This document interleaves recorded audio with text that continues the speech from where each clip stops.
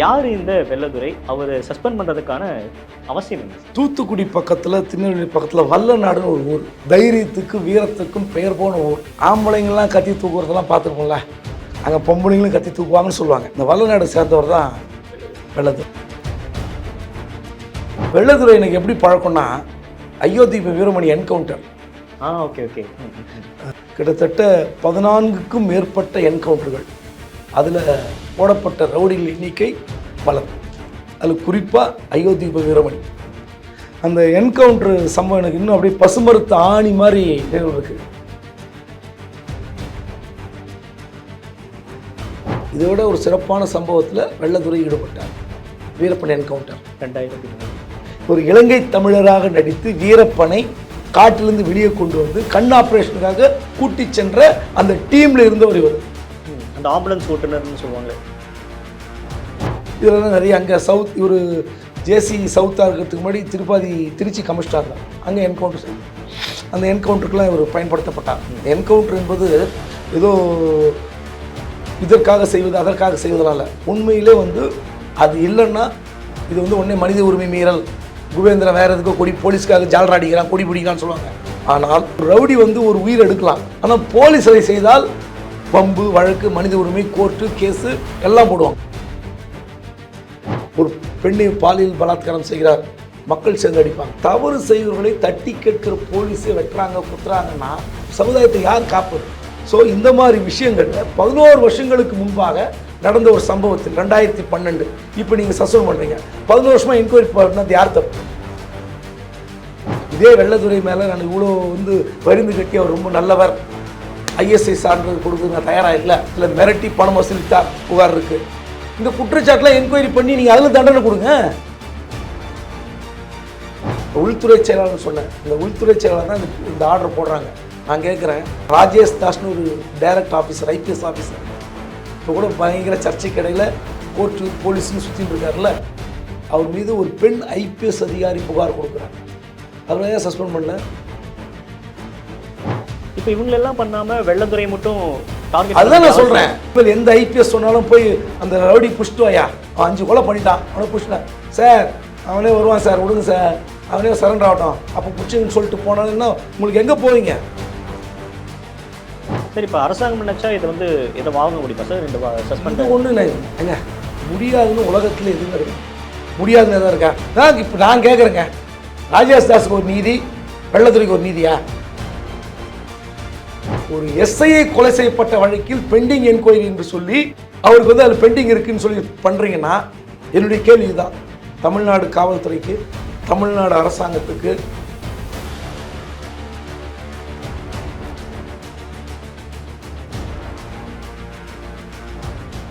அனைவருக்கும் வணக்கம். இன்றைய சிறப்பு நேர்காணலில் நம்மோடு இணைந்திருக்கிறார் மூத்த பத்திரிகையாளர் குபேந்திரன் அவர்கள். சார் வணக்கம். வணக்கம். காவல்துறை வட்டாரங்களில் பெரிதாக மக்களுக்கு தெரியக்கூடிய பெயர்கள் ஒருவர் வெள்ளதுரை. என்கவுண்டர் ஸ்பெஷலிஸ்ட் அப்படிம்பாங்க, எய்ம் ஷூட்டர் அப்படின்னு அவருக்கு நிறைய புனைப்பெயர்கள் இருக்குது. திடீர்னு அவர் ஓய்வு பெற இருந்த நேரத்தில் சஸ்பெண்ட் பண்ணியிருக்காங்க. யார் இந்த வெள்ளதுரை? அவர் சஸ்பெண்ட் பண்ணுறதுக்கான அவசியம் என்ன சார்? தூத்துக்குடி பக்கத்தில், திருநெல்வேலி பக்கத்தில் வல்லநாடுன்னு ஒரு ஊர். ரொம்ப தைரியத்துக்கு வீரத்துக்கும் பெயர் போன ஊர். ஓகே. ஆம்பளைங்கள்லாம் கத்தி தூக்குறதெல்லாம் பார்த்துருப்போம்ல, அங்கே பொம்பளைங்களும் கத்தி தூக்குவாங்கன்னு சொல்லுவாங்க. நான் அந்த ஊர் ஒரு இதுக்காக சொல்கிறேன், அதாவது அங்கே இருக்கிற மக்களுடைய வீரத்துக்காக சொல்கிறேன். ஏதாவது பிரச்சனை வந்தால் பெண்களும் சரிசமமாக நின்று சண்டை போடக்கூடிய அளவுக்கு ஒரு வலிமை பெற்றவர்கள், மன தைரியம் படைத்தவர்கள். அதுக்காக அந்த வல்லநாடு சொல்லுவாங்க. இந்த வல்லநாடு சேர்ந்தவர் தான் வெள்ளதுரை. வெள்ளைத்துறையில் வெள்ளை, ஓகே, லை வராது, வெள்ளத்துறை. ஏன்னா வெள்ளதுரை எனக்கு எப்படி பழக்கம்னா, Ayothi Veeramani encounter. Okay okay. சென்னையில் எந்த கலவரங்கள் ஒரு 20 ஆண்டுகளாக பெரிய அளவுக்கு வெடிக்காமல் இருப்பதற்கு காரணம் 2001 to 2002 ஒரே ஒரு வருடம் சென்னை போலீஸ் கமிஷனராக இருந்த விஜயகுமார் ஐபிஎஸ். அவரால் தான் நீங்கள் கலைஞர் கருணாநிதி இறப்பாக இருந்தாலும், அதற்கு முன்பு ஜெயலலிதா இறப்பாக இருந்தாலும், எந்த கலவரம் வெடிக்காமல் இருப்பதற்கு காரணம் அந்த கமிஷனர். கிட்டத்தட்ட 14க்கும் மேற்பட்ட என்கவுண்டர்கள். அதில் போடப்பட்ட ரவுடிகள் எண்ணிக்கை பலர். அதில் குறிப்பாக அயோத்தி வீரமணி அந்த என்கவுண்டர் சம்பவம் எனக்கு இன்னும் அப்படியே பசுமறுத்த ஆணி மாதிரி நினைவு இருக்குது. அப்போ நான் தினமலரில் வேலை பார்க்குறேன். ஹூண்டாய் நிறுவனத்தினுடைய 1 லட்சமாவது கார் தயாரிப்பு நடந்த பிறகு பாண்டிச்சேரிக்கு கூட்டு போகிறாங்க. ஒரு நாள் சுற்றுலாக்கு ஹூண்டாய் கார் தருவாங்க. ஹூண்டாய் காரை நாங்களே செல்ஃப் டிரைவ் பண்ணி போகலாம். டிரைவிங் தெரிஞ்சவங்க செல்ஃப் டிரைவ் பண்ணி ஹூண்டாய் அந்த பாண்டிச்சேரி போயிட்டு பாண்டிச்சேரி ஒரு ரிசார்ட்டில் தங்கிட்டு திரும்பி வரலாம். எல்லா மீடியாவும் கூப்பிட்டு போனாங்க. ஆல் இண்டியா ஃபுல்லாக வந்தாங்க. சென்னையில் இருக்கிற ஒரு 50 பேர், மீதி ஆல் இண்டியாவில் இருந்தாங்க. டிரைவிங் தெரியாதவர்கள் பஸ்ஸில் வரலாம். பாண்டிச்சேரிக்கு ஒரு இன்பம் சொல்ல 1 லட்சம் கார் அந்த தயாரிப்பு அதுக்காக ஒரு கொண்டாடுறாங்க ஹூண்டாய் நிறுவனம். அந்த சம்பவம் வந்து அன்று சனிக்கிழமை காலைல நாங்கள் எல்லாம் பாண்டிச்சேரி போகிறோம். என் கூட வந்தது விபி ரகு, அப்போ வந்து நியூஸ் டுடே இருந்தார். அப்புறம் டெக்கான் கிரானில் போய்ட்டு டிடி நெக்ஸ்ட்டில் இருக்கார் விபி ரகு. ஜெயா டிவி எடிட்டராக இருந்த தில்லை. நாங்கள்லாம் காரில் போயிட்டு ரிட்டன் வரோம். பாண்டிச்சேரி போயிட்டு வரீங்க, திரும்ப ரிட்டன் வரோம். ராஜ்பவன் கிட்ட வரேன். கிண்டி ராஜ்பவன் கிட்ட ஞாயிற்றுக்கிழமை வருகிறோம். கிட்டத்தட்ட அதிகாலை. நாங்கள் மற்றவங்கள 1 மணிக்கு செக் அவுட் பண்ணுறோன்னா கொஞ்சம் ஏழில் வந்துட்டோம். நானும் விபி ரகு ஜேர்னலிஸ்ட் 2 பேர் வரோம். எனக்கு ஒரு ஃபோன் கால் சண்டே, நல்லா ஞாபகம் இருக்குது. கிட்டத்தட்ட ஒரு 10 to 11 இருக்கும் அந்த டைம். இந்த மாதிரி வந்து வீரமணியை சுட்டுட்டாங்க அப்படின்னு எனக்கு ஒரு போலீஸ் எனக்கு மொபைல் ஃபோனில் மெசேஜ். ஓகே, ஆமாம். அந்த ஸ்பாட்டில் அங்கேயே இறங்குறேன் காரில். ரகு ஒரு வீட்டுக்கு போகிறேன்னார். நீங்கள் வீட்டுக்கு போங்கன்னு நான் அங்கே இறங்கி ஆஃபீஸுக்கு மெசேஜ் கொடுத்துட்டு அங்கே கிளம்பி ஆட்டோ பிடிச்சிட்டு நேராக ஸ்லம் கிளைன்ஸ் போர்டு ஆஃபீஸ்க்கு வரேன். அங்கே தான் அவரோட வீடு, அயோத்தி வீரமணி வீடு. அந்த ஸ்பாட்டுக்கு வரேன். நான் வந்து ஆட்டோவில் இறங்கின பிறகு தான் joint commissioner south Tripathi DGP வந்துருக்கேன் அவர் கார் வருது. அதற்கு பிறகு தான் மயிலாப்பூர் ஏசி மிஸ்டர் முருகேசன் வராரு. யார் கலைஞர் அரெஸ்ட் முறுக்கு முருகேசன் அவர் வராரு. அவர் என்னை கேட்ட கேள்வி, நாங்களே இப்போ தான் வரோம், நீ என்ன எங்கே நிற்கிறேன்னு கேட்டார். உனக்கு எப்படி இன்ஃபர்மேஷன் வந்துச்சு? முருகேசன் அந்த ஸ்பாட்டுக்கு வந்து அங்கே அதுக்குள்ளேயே பாடி வந்து அப்போலோவுக்கு போயிருக்குனாங்க. உடனே அப்போலோவுக்கு போகிறோம். அப்போலோலேருந்து பாடியை செத்துட்டாருன்னு ராயப்பாட்டை கொண்டு வராங்க. இது அயோத்தி வீரமணி கேஸ். இது யார் சுட்டது? அடுத்து பரபரப்பில் அந்த செய்தியெல்லாம் போட்டாச்சு. மறுநாள் காலையில் காலங்காத்தால் 7 மணிக்கு கீழ்ப்பாக்கம் போலீஸ் எஸ்ஐ குவார்ட்டர்ஸில் இருக்கேன் நான். காலை 7 மணிக்கு வெள்ளத்துறை பிடிக்கணும். காலைல ஃபஸ்ட்டு போயிட்டு எடுக்கணும் எக்ஸ்க்ளூசிவ். ஆமாம், ஏன்னா அங்கே சுட்ட பிறகு அவர் ஓடி போயிட்டார். அவர் ஒரு ஸ்கூட்டியில் ஒரு பெண் கிட்டேருந்து வாங்கி தப்பிச்சு போகிறார். லுங்கியில் துப்பாக்கி வச்சு போடுறாரு. Okay, encounter. உங்களுக்கு அது வரைக்கும் யார் பண்ணாங்கன்னு தெரியாது? இல்லை, தெரியும். ஆனால் இந்த நபர் தான் அப்படின்னு அந்த வெள்ளத்துறை பற்றி ஒரு வெள்ளத்துறை வந்து எஸ்ஐ மெரினா ஸ்டேஷனில் எஸ்ஐ. அதெல்லாம் நியூஸ்லாம் போட்டாச்சு. யார் இந்த வெள்ளத்துறைன்னு போயிட்டு எடுக்கணும்ல, அந்த நபரை எடுக்கணும். இந்த 2002 அப்போ பெரிய எலக்ட்ரானிக் மீடியாவில் பெருசாக இருக்குது. Sun TV, Raj TV, Jaya TV, இவ்வளோதான் மெயின் டிவி. ஸோ காலைல 7 மணிக்கு 6:45 போட்டு 7 மணிக்கு அவர் போய் தொந்தரவு பண்ணி வீட்டுக்கு போகிறேன். அவர் ஒரு அரை மணி நேரம் 1 மணி நேரம் அவர் பிடிக்க முடியல. அதுக்கப்புறம் 8:10 உள்ளே போகிறேன். 8:10 உள்ளே போனால் ஒரு லிங்க்கு தான், நம்ம போலீஸ் சோர்ஸில் மூலிமா உள்ளே போனால் அவர் குடும்பத்தோடு உட்காந்து பழையது சாப்பிட்டுருக்காரு. வீட்டில் தான் பார்க்குறீங்க? ஆமாம், 8:05 பழையது சாப்பிட்டுருக்காரு. நான் உள்ளே போயிட்டேன். அவர் உட்காந்து உட்காருங்கன்னாரு. டிஃபன் சாப்பிட்டாருன்னாரு. பார்த்தா பழையது. நான் கேட்டேன், என்ன சாப்பிட்றீங்களா? பழையது இருக்குன்னாரு. சாப்பிட்டுட்டு பேட்டிலாம் கொடுக்க மாட்டேன், நீங்கள் விஷயத்தை கேளுங்க, நான் பேட்டின்னு என்கிட்ட போட்டுறக்கூடாது, எனக்கு இன்ஸ்ட்ரக்ஷன் கொடுத்தாங்க. நீங்கள் வீட்டை தேடி இவ்வளோ தூரம் எனக்கு பயங்கர போலீஸ் ஹையர் ஆஃபீஷியல் ஃபுல்லாக இன்ஃப்ளூயன்ஸ் பண்ணி உள்ளே வந்துட்டீங்க, நான் வீட்டுக்குள்ளே உங்களை பார்க்கக்கூடாதுன்றார்.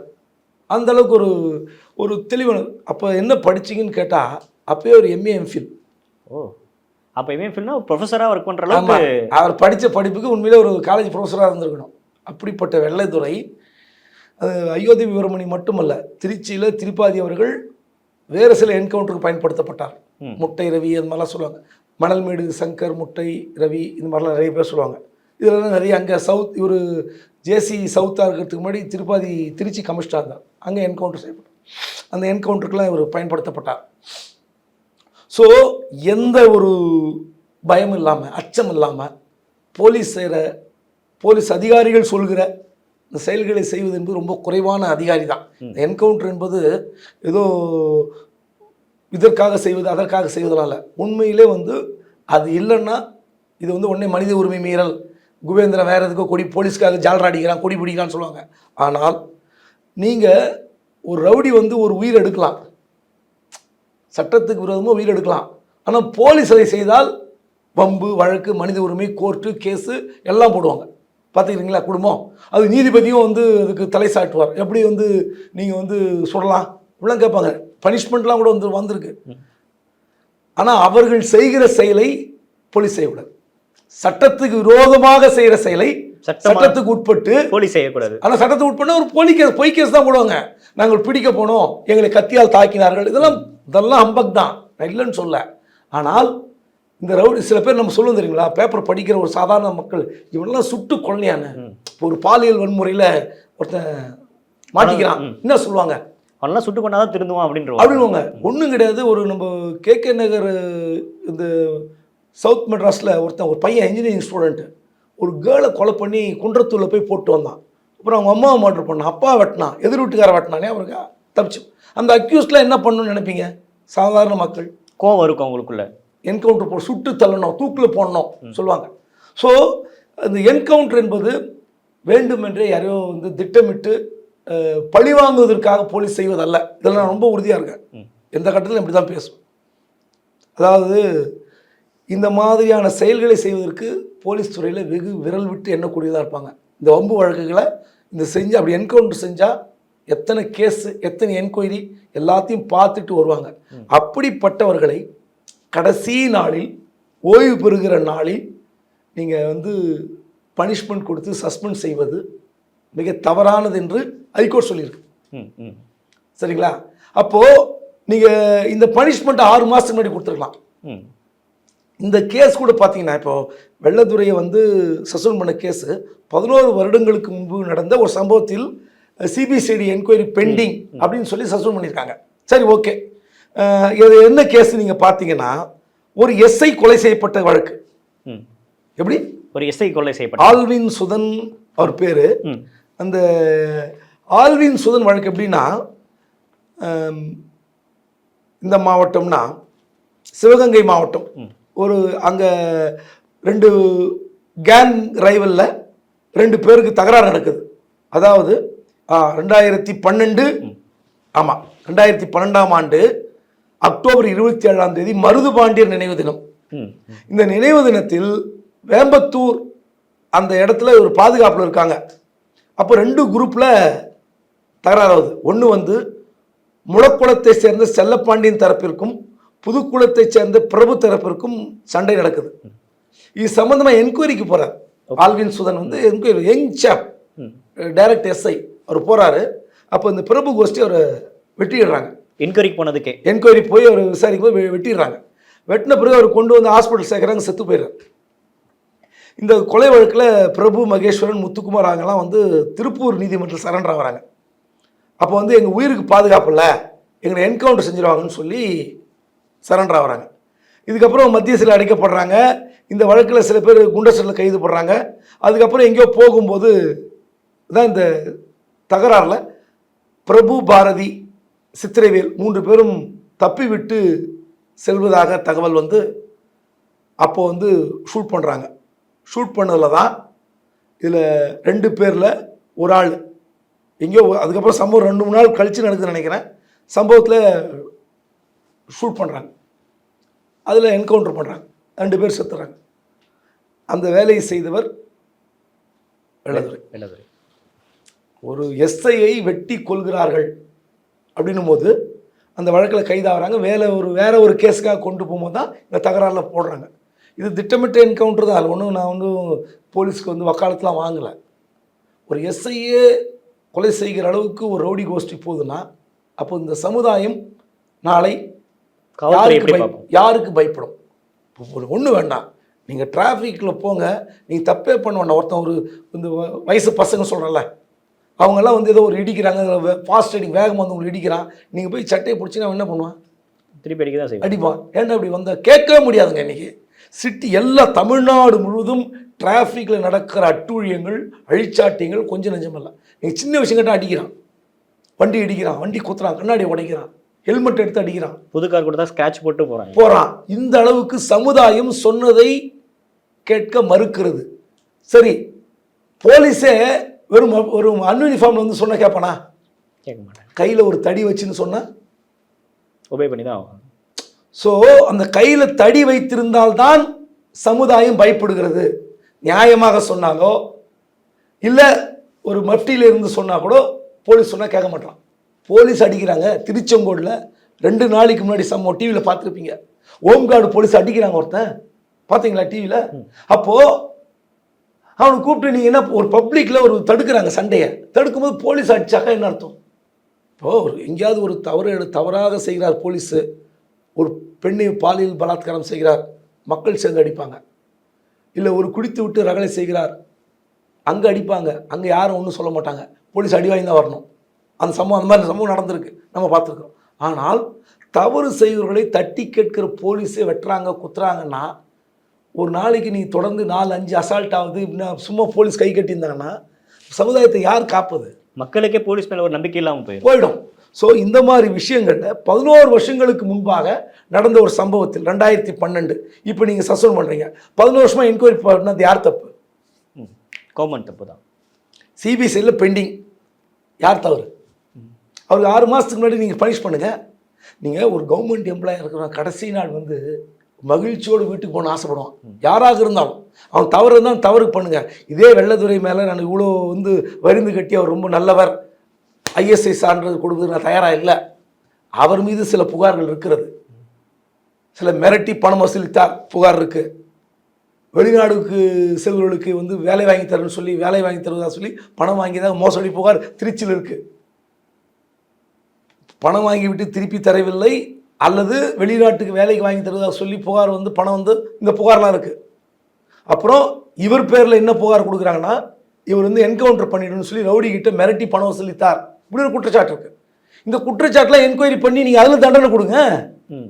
நான் சொல்கிறது புரியுதா உங்களுக்கு? என்னென்னா, நீங்கள் ஒரு தவறு செய்கிறாருன்னா உண்மையில் அதில் ரெட் ஹேண்டடாக பிடிச்சி வழக்கு போடுங்க, விசாரணை பண்ணுங்க, அதில் கொடுங்க. ஆனால் நீங்கள் அயோத்தி வீரமணி சொன்னேன், பல வழக்குகள் சொன்னேன், இதை விட ஒரு சிறப்பான சம்பவத்தில் வெள்ளத்துறை ஈடுபட்டார், வீரப்பன் என்கவுண்டர் 2004. இதில் விஜயகுமார் அவர் அதோட பங்கு என்ன சார்? இதில் வந்து அயோத்தி வீரமணி கேஸில் முழுக்க அவரை பயன்படுத்தியவர் திரிபாதி. ஏன்னா இவர் திருச்சியில் அவர்கிட்ட வேலை பார்த்தனால இங்கே கூட்டம் வந்தார். அதன் பிறகு இவருடைய கட்ஸு, இவருடைய ஸ்டைல் எல்லாம் பார்த்து ஒரு இலங்கை தமிழராக நடித்து வீரப்பனை காட்டிலிருந்து வெளியே கொண்டு வந்து கண் ஆப்ரேஷனுக்காக கூட்டி சென்ற அந்த டீமில் இருந்தவர் இவர். அந்த ஆம்புலன்ஸ் ஓட்டுநர்னு சொல்லுவாங்களே, அது உள்ளே இருந்த டீமில் இருந்து ஒரு வெள்ளத்துறை. அப்போது நீங்கள் ஒரு உயர் அதிகாரிகள், அதாவது இவ்வளோ பெரிய case, Veerappan case, Ayodhya Veeramani case, இந்த மாதிரி வழக்குகளில் ஈடுபட்டவர்களை என்கவுண்டர் பண்ணும்போது அந்த அதிகாரி எவ்வளோ மென்டல் ஸ்டெபிலிட்டியாக இருக்கணும். அது ரொம்ப தேவையா சார் மென்டலாக? அதுக்காக கண்டிப்பாங்க. நீங்கள் சாதாரண விஷயம் இல்லைல்ல. எல்லா எஸ்ஐயும் தேர்வு ஆகிறாங்களா? இல்லை. அப்புறம் இல்லை, என்னோட கேள்வி அதுதான். இப்போ நிறைய காவல்துறை அதிகாரிகள் இருக்காங்க, வெள்ளத்துறை அப்படின்றப்ப ஒரு தூக்கி எல்லா இடத்துலையும் பயன்படுத்துகிறாங்க இல்லையா? அந்த அதுக்கு அப்போ அவர் அந்த அளவுக்கான ஒரு அதிகாரியும் அவங்க எப்படி அந்த அளவு மென்டல் ஸ்டெபிலிட்டி. ரெண்டாவது ஒரு அந்த தைரிய, எந்த வழக்கு வந்தாலும் நான் தாங்கிக் கொள்கிறேன். இப்படி பனிஷ் பண்ணி ரிட்டையர் ஆகிறீங்க, அவர் எத்தனை ரவுடிகளை டீல் பண்ணியிருப்பார். இப்போ கடைசியாக அவர் அங்கேருந்து தூக்கிட்டு வந்து இங்கே போட்டிங்க, எங்கே? காஞ்சிபுரத்துக்கு போட்டிங்க. இங்கே எத்தனை ரவுடி எத்தனை மர்டர்ச்சு சபர்பனில், சென்னைக்கு பக்கத்தில் பல ரவுடிகள் கொள்ளையில் அவர் ஹேண்டில் பண்ணியிருப்பார். அப்போ அவர் உயிருக்கு என்ன அச்சுறுத்தல் இருக்கும்? இப்படிப்பட்ட நீங்கள் சஸ்பெண்ட் பண்ணிங்கன்னா அப்போ அவர் போலீஸை வந்து அவர் போலீஸ் இல்லைன்னு தான் அர்த்தம். எவ்வளோ ரவுடின்னு நினைக்கலாம், ஏதோ செய்யலாம் நினைக்கலாம். அப்போது இது மொராலிட்டியை கட்டு போயிடும். நீங்கள் பனிஷ் பண்ணால் வேறு கேஸில் பனிஷ் பண்ணலாம், ஒன்று. ரெண்டாவது, ஒரு எஸ்ஐயை கொலை செய்யப்பட்ட வழக்கில் பெண்டிங் என்கொயரி என்று சொல்லி அவருக்கு வந்து அதில் பெண்டிங் இருக்குன்னு சொல்லி பண்ணுறீங்கன்னா, என்னுடைய கேள்வி இதுதான். தமிழ்நாடு காவல்துறைக்கு, தமிழ்நாடு அரசாங்கத்துக்கு, உள்துறை செயலாளருக்கு, தமிழக காவல்துறை உள்துறை செயலாளர், ஏன் நான் சொல்கிறேன் ஸ்பெசிஃபிக்காக, போலீஸுன்னு பொதுவாக சொன்னேன், தமிழ்நாடு அரசாங்கம்னு சொன்னேன், உள்துறை செயலாளர்னு சொன்னேன். இந்த உள்துறை செயலாளர் தான் இந்த ஆர்டர் போடுறாங்க. நான் கேட்குறேன், ராஜேஷ் தாஸ்னு ஒரு டைரக்ட் ஆஃபீஸர், ஐபிஎஸ் ஆஃபீஸர், இப்போ கூட பயங்கர சர்ச்சைக்கு இடையில் கோர்ட்டு போலீஸ்னு சுற்றின்னு இருக்கார்ல, அவர் மீது ஒரு பெண் ஐபிஎஸ் அதிகாரி புகார் கொடுக்குறார். சரிங்களா? அந்த புகாரில் அவர் அலோ டு ரிட்டையர்மெண்ட்டுன்னு கொடுக்குறீங்க. அவரை ஏன் சஸ்பெண்ட் பண்ணல? அவரே ஏங்க சஸ்பெண்ட் பண்ணல? அதை விட ஒரு பளிச்சுன்னு கேட்கட்டுமா? ஐஜி முருகன் ஜூன் மாதம் ரிட்டையர் ஆக போகிறார். எனக்கு அவர் நண்பர் தான். எனக்கு விருப்பம்லாம் இல்லாமல் சொல்லுங்கள், நியாயத்தை சொல்கிறேன். அவர் மேலே சிபிசிடி என்கொயரி இருக்குது. அதே போல் ஒரு பெண் அதிகாரி புகார் கொடுத்துருக்குறாங்க, அவர் மீது புகார் கொடுத்துருக்குறாங்க. அந்த புகாரில் சஸ்பெண்ட் பண்ணிடுறீங்களா? இப்போ இவங்களெல்லாம் பண்ணாமல் வெள்ளத்துறை மட்டும் டார்கெட், அதுதான் நான் சொல்கிறேன். நீங்கள் ஒரு டைரக்ட் ஐஏஎஸ் ஐபிஎஸ் ஆஃபீஸர்னால் நீங்கள் காட்டுற சலுகை என்ன? அந்த புகாரோடைய தன்மை என்ன? புகாரில் அவ்வளோ பெரிய கொடும் குற்றம் இருக்கிறது. ஒரு பெண் ஐபிஎஸ் அதிகாரி புகார் கொடுத்துருக்கிறார், பாலியல் புகார். அவரை அலோ டு ரிட்டையர்மெண்ட் பண்ணுறீங்க. இன்னொரு அதிகாரி பாலியல் புகாரில் சிக்கி சிபிசிஐடி என்கொயரி பெண்டிங் இருக்குது. அந்த அதிகாரி சஸ்பெண்ட் பண்ணுவீங்களா அடுத்த மாதம்? உள்துறை செயலாளரை கேட்குறேன்.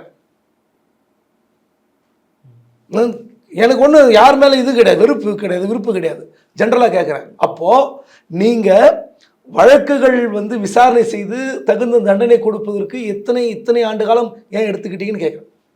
11 ஆண்டுகள் விசாரணை நடத்த வேண்டிய பொறுப்பு யாருது? அரசாங்கத்தில் இருக்குது. அரசாங்கம். நீங்கள் உடனே என்கொயரி பண்ணி அவருக்கு பனிஷ்மெண்ட் கொடுங்க, தப்பு கிடையாது. நீங்கள் கடைசி நாள் ஓய்வு பெறுகிற நாளில் அவரோட பேர் ஒரு களங்கம் தெரிவிக்கிற மாதிரி களங்கம் கற்பிக்கிறது மட்டும் இல்லைங்க. அவன் ஒரு அரசு ஊழியன் கடைசி நாளில் ஓய்வு பெறும்போது அந்த குடும்பம் எப்படி ஒரு மகிழ்ச்சி அடையும், வீட்டுக்கு வரவேற்பாங்கள்ல. சரி, இத்தனை நாள் சர்வீஸ் பண்ணீங்க, உங்கள் சர்வீஸ் அங்கீகரித்து பாராட்டி மாலை போட்டு நீங்கள் அனுப்பணும். ஒரு ரிட்டையர்மெண்ட் ஃபங்க்ஷன்னா அவருக்கு ஒரு பாராட்டி மாலை போடுவாங்க. இப்போ வெள்ளதொரு நிலைமை என்ன? அது எப்படி ஒரு பெரிய ரவுடி என்கவுண்டர் பண்ணி தமிழ்நாடு மட்டுமல்ல 3 ஸ்டேட்டுக்கு சிம்ம சொப்பனமாக இருந்த வீரப்பனை, ஜெயலலிதா அவர்களுக்கு பேரும் புகழும் வாங்கி கொடுத்த ஒரு சம்பவத்தை, அப்படிப்பட்ட சம்பவத்தில் ஈடுபட்ட ஒரு சந்தனமர கடத்தல்காரன் வீரப்பனை அந்த என்கவுண்டர் பண்ண டீமில் இருக்கிறவனுக்கு நீங்கள் இப்படி தான் கொடுப்பீங்களா? கேள்வி வருமா வராதா? சாமானிய மக்களுக்கே இல்லை சார். அப்போது காவல்துறைக்கு நீங்கள் கொடுக்குற மரியாதை, காவல்துறை சமுதாயத்தின் மீது என்ன மரியாதை வைத்திருக்கோம்? நாளைக்கு ரவுடிகளுக்கெல்லாம் எப்படி ஒரு பயம் இருக்கும்? நீங்கள் அதான் சொன்னேன், அப்போது அதிகாரிகள் கறிவேப்பிலை மாதிரி இவரை பயன்படுத்தி கொண்டார்கள், கடைசியில் தூக்கி போட்டு விட்டார்கள், இந்த பேச்சு வருமா வராதா? இனிமேல் எந்த ஐபிஎஸ் சொன்னாலும் போய் அந்த ரவுடி புஷ்ட்டு வாயா, அவன் 5 கொலை பண்ணிட்டான், அவனை புஷ்ட்டேன் சார், அவனே வருவான் சார், விடுங்க சார், அவனே சரண்டர் ஆகட்டும், அப்போ பிடிச்சிங்கன்னு சொல்லிட்டு போனாங்கன்னா உங்களுக்கு எங்கே போவீங்க? லா அண்ட் ஆர்டர் இன்னும் மோசமாக போயிடும். ஆமாம். அப்போது ஒரு சம்பவத்தில் என்ன நடக்கிறது, அந்த சம்பவத்தின் விசாரணை என்ன, அதுக்கு என்ன பனிஷ்மெண்ட், இதெல்லாம் இந்த 3த்தையும் நீங்கள் நேர்கோட்டில் இணைச்சிங்கன்னா அரசாங்கத்துக்கு என்ன பொறுப்பு? சார், இப்போ எனக்கு ஒரு கேள்வி சார். இப்போ ஒரு அரசாங்கம் ஒன்று சொல்லாமல் என்ன சொன்னாங்களோ அதை செய்யக்கூடிய வேலை தான் காவல்துறையோட வேலையார்கள். டூ ஆர் டை சே அப்படின்ற மாதிரி அவங்க சொல்லுவாங்க. அந்த ஒபே த ஆர்டரை அவர் நல்லா ஃபாலோ பண்ணியிருக்கனால தான் இன்றைக்கி அவருக்கு எல்லாமே கொடுத்துருக்காங்க. இப்போ திடீர்னு அவர் ரிட்டையர் ஆக வேண்டிய சமயத்தில் அவருக்கு ஒரு சஸ்பெண்ட் பண்ணுறாங்கன்றப்ப இத்தனை இதையும் அவர் தனியாளாக ஃபேஸ் பண்ணுறப்ப எந்த ஒரு சப்போர்ட்டும் இருக்காது இல்லை அவருக்கு? இல்லை, நான் சப்போர்ட்லாம் இருந்திருக்கோம், இல்லைன்னு சொல்ல. அதாவது அவர் மீது சில குற்றச்சாட்டுகள் சொன்ன தெரியுமா, அதில் அவர் பெயர் கொஞ்சம் டேமேஜ். அந்த அயோத்தி வீரமணி 2002, 2004 வீரப்பன், அதன் பிறகு பல்வேறு சம்பவங்கள் இருக்கலாம், இந்த ஆல்வின் சுதரலாம். அதுக்கப்புறம் 2014-16 அவர் பேரில் சில டேமேஜ் இருக்குது. இந்த பணம் கொடுக்கல் வாங்கல், அப்புறம் அங்கே வசூல் பண்ணுறாரு, இங்கே வசூல் பண்ணுறாரு, இந்த குற்றச்சாட்டுகள் இருக்கிறது. அதனால் இப்போ அவரை நம்பியிருந்த அதிகாரிகளுக்கு ஒரு சங்கடம் இருக்கலாம், இல்லைன்னு சொல்ல. இவனை நல்ல பையன் நினச்சோம், நல்ல டீம் வளர்த்தோம், இவன் இந்த பண விவகாரத்தில் பேர் கெடுத்துக்கிட்டான், ஒரு கோபம் இருக்கலாம். நான் அவர் மீது இந்த குற்றச்சாட்டுக்கு உள்ளே போகலை, ஆனால் அந்த குற்றச்சாட்டு பெண்டிங் இருந்தால் அதை சஸ்பெண்ட் பண்ணு. அதான் நான் சொல்கிறேன். அப்போது நீங்கள் சொல்வதை செய்யக்கூடியவர்களுக்கு மொராலிட்டி, இந்த போலீஸில் மொராலிட்டி போகிறத விடுங்க. இப்போது இந்த இத்தனை வேலைகள் செய்து என்கவுண்டர் செய்தது யாருக்காக இந்த கேள்வி வரும்ல. அதுவும் ஒரு எஸ்ஐ அதுவும் அந்த சமுதாயம் இருக்குல்ல, நான் அந்த ஆல்வின் சுதன் பண்ண டீம் யாருன்னு எல்லாருக்கும் தெரியும், சொன்னால் அது ஒரு சிக்கல் வரும். ஸோ அப்படிப்பட்ட சமுதாயத்துக்கு அதே சமுதாயத்தை சேர்ந்த ஒருவரை நியமித்து அடக்குகிற அளவுக்கு தான் தமிழ்நாடு அரசாங்கம் இருக்குது. நிறைய உள் அரசியல் கணக்குகள்லாம் இருக்குது. அப்படிப்பட்ட விஷயத்தில் துணிச்சலாக செய்கிற ஒரு நபருக்கு நீங்கள் கொடுக்குற பாராட்டும் பத்திரமும் இதுதானா? கடைசி நாள் உண்மையிலே நீங்கள் அவர் தப்பு பண்ணியிருந்தாருன்னா நீங்கள் 2023 டிசம்பர் பண்ணுங்கள், 6 மாதம் பண்ணுங்கள். ஏன்னா அந்த பனிஷ்மெண்ட் சஸ்பெண்ட் பண்ணியிருந்தாருன்னா அவர் கோர்ட்டுக்கு போயிருப்பார், அந்த பனிஷ்மெண்ட்டுக்கு தீர்வு கண்டிருப்பார். அதில் ஒரு வேலை அப்பீல்லையே அவருக்கு வந்து தப்புன்னு ப்ரூவ் பண்ணால் வீட்டுக்கு போட்டோம், சஸ்பெண்டில். இல்லை அவர் செய்தது சரிதான் அப்படின்னா தீர்ப்பு வந்த பிறகு அவர் நிம்மதியாக அந்த தீர்ப்பில் அவர் சரிதான்னு சொன்னாங்கன்னா பீஸ்ஃபுல் ரிட்டையர்மெண்ட்டில் அவருக்கு இன்னைக்கு நீங்கள் 6 மாதத்துக்கு முன்னாடி பண்ணால் அவர் அப்பீல் போய் பீஸ்ஃபுல் ரிட்டையர்மெண்ட் வந்திருப்பாரா இல்லையா? சொல்கிறேன், அவர் செய்தது சரின்னா. அப்போது இவர்கள் செய்கிற இந்த வேலைக்கும் காவல்துறை சம்மந்தப்பட்டவர் திணிக்கும். தமிழ்நாடு வந்து இப்போ வந்து அவர் சஸ்பெண்ட் பண்ணியிருக்கேன். இப்போது டிஜிபி சங்கர் ஜிவால் அவர் பீஸ்ஃபுல் ரிட்டையர்மெண்ட்டுக்கு தான் எழுதி அனுப்புறதா தகவல். ஆமாம், அப்படி தான் சொல்கிறாங்க. ஆனால் ஹோம் செக்ரட்டரி சஸ்பெண்ட் பண்ணியிருக்காங்க பேஸ்ட் ஆன் ரெக்கார்ட்ஸ், ரைட். ஆனால் இது சரியா? அவங்க மனசாட்சிக்கு உட்பட்டு தீர்மானிக்கட்டும். நம்ம வந்து கோரிக்கை தான் வைக்க முடியும். இப்படிப்பட்ட செயலை தமிழ்நாடு அரசாங்கம் பார்த்து கொண்டிருந்தால் நாளை நீங்கள் ஒரு முக்கியமான காலகட்டத்தில் இல்லை முக்கியமான ஒரு கொடுமையான ஒரு சூழலில் போலீஸ் அதிகாரிகள் தங்களுக்கு என்ன என்று ஒதுங்கி கொண்டால் இந்த சமுதாயம் பாதிக்கப்படும். அந்த சமுதாயம் பாதிக்கப்படும் போது அந்த அரசாங்கத்துக்கு அவப்பெயர். இதுதான் யதார்த்தம். சரி, இப்போ அரசாங்கம் நினைச்சா இதை வந்து எதை வாங்க முடியுமா சார்? இந்த சஸ்பெண்ட் இது ஒன்று எங்க முடியாதுன்னு உலகத்தில் எதுவுமே கிடையாது. முடியாதுன்னு எதாவது இருக்கா? மாற்ற முடியாதுன்னு எதாவது இருக்கா? அரசியல் சாசன சட்டத்தையே திருத்த முடியுது. இது என்ன இருக்கு? ஒரு என்கொயரி போட்டு ரிவோக் பண்ண முடிஞ்சு போச்சு. என்ன இருக்கு? இப்போ நான் கேட்குறேங்க, ராஜேஷ் தாஸுக்கு ஒரு நீதி, வெள்ளத்துறைக்கு ஒரு நீதியா? சொல்லுங்க. அவர் அலோட் ட்ரீட்மெண்ட் எப்படி கொடுத்தீங்க? அந்த கேஸில் ட்ரீட்மெண்ட் கொடுத்துட்டாங்களா? ஜெயிலுக்கு போயிட்டாரா? சுப்ரீம் கோர்ட்டில் போய் ஸ்டே வாங்கி வச்சிருக்காரு. அவருக்கு ஒரு வாய்ப்பு கொடுக்குறப்ப அதுதான் சொல்றேன், அவருக்கு ஒரு நீதி இவருக்கு ஒரு நீதினு எப்படி வர முடியும்? நீங்கள் ராஜேஷ் தாஸை சஸ்பெண்ட் பண்ணி ஜெயிலுக்கு அமிச்சிங்களா? இல்லையே. அதனால சொல்கிறேன், கண்டிப்பாக வாய்ப்பு இருக்குது. அதுக்கான முயற்சியை போலீஸ் அதிகாரிகள் உண்மையிலே அவரை பயன்படுத்திய ஓய்வு பெற்ற அதிகாரிகள் யார்? முன்னாள் டிஜிபி திரிபாதி, முன்னாள் டிஜிபி விஜயகுமார், அவங்களுக்குலாம் அதில் வந்து கொஞ்சமாச்சும் ஒரு மனசு வந்து இறங்கினா இது நல்லது நடக்கும் அவருக்கு. அவங்கெல்லாம் வந்து கண்டிப்பாக அவங்களுக்கும் ஒரு மரியாதை இருக்குது. டிபார்ட்மெண்ட்டில் ரிட்டையர் ஆனாலும் அவருக்கு ஒரு மரியாதை இருக்குது. உண்மையிலே அவர்களாம் வந்து களத்தில் இறங்கி இதற்கு தீர்வு காண வேண்டும் என்று நான் என்னை தனிப்பட்ட விஷயத்தில் விரும்புகிறேன். சார், 2021 என்னோட நினைவு சரியாக இருக்கும்னு நினைக்கிறேன். இப்போ டிஎம்கே ஆட்சி வந்ததுக்கப்புறம் அந்த காஞ்சிபுரம் இந்த சர்க்கிளில் வந்து ரவுடிஸோட இது அதிகமாக இருக்குது, யாரும் வந்து இன்வெஸ்ட் பண்ணவே வரமாட்டாங்க அப்படின்றப்ப இவரை தானே சார் பயன்படுத்துனாங்க. அது உண்மையா அந்த தகவல்? இல்லை, இங்கேயே 2-3 என்கவுண்டர் நடந்தது ஒரு வந்த பிறகு. பேர் ஞாபகம் இல்லை எனக்கு. 2-3 என்கவுண்டர் நடந்தது காஞ்சிபுரம் சபர்மனில், பார்த்துருப்பீங்க நீங்கள். அதனால் அதான் சொல்கிறேனே, அப்போ உங்களுக்கு தேவைப்படும் போது நீங்கள் பயன்படுத்தி கொள்கிறீர்கள் என்றால் அதை வந்து தவறு தான். நீங்கள் வந்து கரிவேப்பிலை மாதிரி தூக்கி போட்டிங்கன்னா அது சிக்கலாக போய் முடியும். போலீஸ் துறையில் பெரிய ஒரு அன்சர்டன் ஒரு மாதிரி அயற்சி இருக்குல்ல இந்த காவல்துறையில். இப்போ இது வந்து இப்போ இனிமேல் யாருமே செய்ய மாட்டான், அடிக்க மாட்டான் போலீஸை. அடிச்சுக்கிட்டு செத்து போயிட்டான்னா அது யார் போய் கேஸ் ஃபேஸ் பண்ணுறது? கடைசி நேரத்தில் இப்போ இது ஒவ்வொரு டைமும் பேசுகிறப்ப சொல்கிறாங்களே சார், ஒரு கமிஷனுக்குள்ள ஒரு போலீஸ் அதிகாரி போயிட்டாங்க அப்படின்னா இழுத்தடிச்சிருவாங்க, அவங்களுக்கு அதெல்லாம் ஃபேஸ் பண்ண ஒரு பெரிய மென்டல் ஸ்ட்ரென்த் வேணும் அப்படின்லாம் சொல்கிறாங்களே சார். அது எந்த அளவுக்கு தமிழ்நாடு அரசாங்கம் அமைந்து 4 போலீஸ் கமிஷன் போட்டிருக்காரு. 3 கமிஷன் முடிஞ்சிச்சு.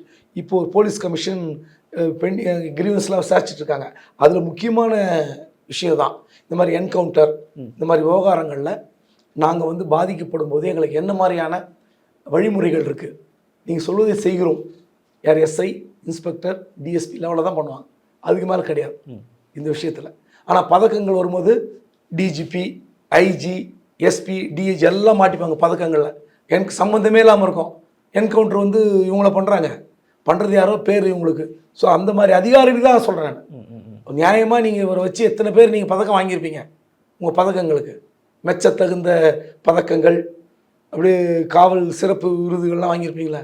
உண்மையிலே உங்களுக்கு அப்படிப்பட்ட எண்ணம் இருந்தால் அதிகாரிகளை சொல்கிறேன், அவங்களாம் இதுக்கு வந்து தீர்வு கண்டு ஒரு நல்ல நிவாரணத்தை வெள்ளத்துறைக்கு கிடைத்தால் அது உண்மையிலே ஒரு வரவேற்க கண்டிஷன். சார், இறுதியாக ஒரு கேள்வி. அவரை பற்றி படிக்கிறப்ப, அவரை பற்றி பேசுகிறப்ப அவர் வந்து ஒரு எய்ம் ஷூட்டர், அவர் மாதிரி ஒரு ஷூட்டிங்கில் வந்து அந்த அளவுக்கு ஒரு ஸ்பெஷலிஸ்ட் இல்லை அப்படின்ற மாதிரி சொல்கிறாங்க. நீங்கள் அதை பற்றி எதாவது கேள்விப்பட்டிருக்கீங்களா சார் பத்திரிகையாளர்களாக இருந்தப்போ? இல்லை, எல்லாருக்கும் இந்த ட்ரைனிங்கில் ஷூட்டிங் ப்ராக்டிஸ் இருக்கும். அந்த ஷூட்டிங் ப்ராக்டிஸில் வந்து யூஸ் பண்ணுறதுக்கு எல்லாருக்கும் ஒரு வாய்ப்பு கொடுப்பாங்க. அதில் வந்து யார் ப்ரைஸ் வாங்குறதுன்னு செலக்டிவாக தான் இருக்கும். இந்த குறி பார்த்து சுடுறதுல இந்த மார்க் இருக்கும். நிறைய பேர் இருக்காங்க. தேவாரம் நல்லா ட்ரைனிங் பண்ணுவார். விஜயகுமார், ஜாங்கீர், சைலேந்திர பாபு இவங்கெல்லாம் ஷூட்டிங் ப்ராக்டிஸ் ரெகுலராக பண்ணுவாங்க. இவங்களாம் கரெக்டாக அந்த மாதிரி பண்ணுவாங்க. ஐபிஎஸ் அரசுக்கு வாய்ப்பு அதிகம். ஏன்னா எஸ்ஐகளுக்கு வந்து அதுக்கப்புறம் டியூட்டிலாம் போனாக்கா அந்த மேலதிகாரிகளுடைய கனிவோடு அந்த கருணையோடு அவங்களுக்கு வந்து அலோவ் பண்ணுறதெல்லாம் கிடையாது. ஏன்னா 24/7 அந்த டியூட்டிக்கு வந்து டியூட்டி பண்ணுவாங்க. ஷூட்டிங் ப்ராக்டிஸ்லாம் அனுப்ப மாட்டாங்க. அதையே மீறி அவர் அந்த பயிற்சியை வளர்த்து கொண்டு இருந்தால் உண்மையிலே அவருக்கெல்லாம் உண்மையிலே பாராட்ட வேண்டிய விஷயம். நல்லா ஷூட் பண்ணாலும் எனக்கு தெரியும். அதெல்லாம் அப்புறங்க இது அதெல்லாம் முடிஞ்சு போச்சு. அவரை பாராட்டி நம்ம என்ன பண்ண போகிறோம்? மெடல்லாம் அவருக்கு இத்தனை மெடல் குத்தி இருந்தாலும் என்ன பிரயோஜனம்? இன்னைக்கு இந்த ஒரே ஒரு அசிங்கம் போதும். கடைசி வரைக்கும் இந்த அசிங்கம் போதுமே. இவ்வளோ மெடல் அவர் வீட்டில் மாட்டி வச்சுட்டு கடைசி நாள் சஸ்பெண்டுன்னு ஃப்ரேம் போட்டால் மாட்ட போகிறாரு. அதனால் இது ஒரு வருத்தமான விஷயம். இதற்கு தீர்வு தமிழக அரசாங்கத்தின் கையில் இருக்கிறது. அது உரிய முறையில் அதிகாரிகள் முயற்சி செய்து அவருக்கு ஒரு நிவாரணம் வழங்கினா சரியாக இருக்கும். நன்றி சார். நன்றி.